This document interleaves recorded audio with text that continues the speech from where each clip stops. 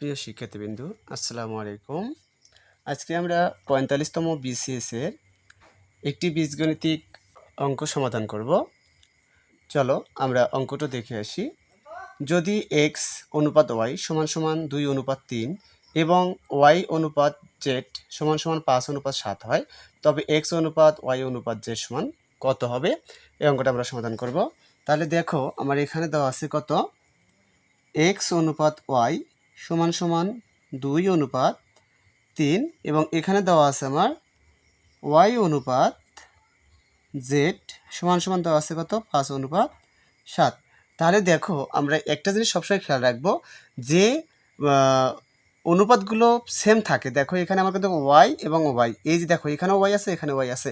তাহলে আমরা এরকম সংখ্যাগুলো যদি শর্ট টেকনিকের জন্য খেয়াল রাখবো, যদি বর্ণগুলো একই থাকে তাহলে এই বর্ণগুলো দিয়ে আমরা গুণ করে দেব। তাহলে দেখো, যদি আমরা প্রথমটাকে দ্বিতীয় রাশিটা দ্বারা, মানে এখানে কত 5, 5টা দ্বারা কী করবো, এই প্রথম যে দুটো সংখ্যা আছে দুটোকে গুণ করে দেবো।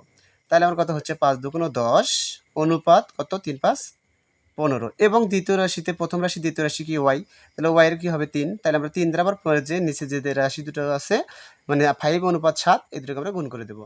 তাহলে আমার হচ্ছে কত, 3 5 15 অনুপাত কত, 3 7 21। তাহলে অতএব আমরা লিখতে পারি x অনুপাত y অনুপাত z সমান সমান 10 অনুপাত 15 অনুপাত 21।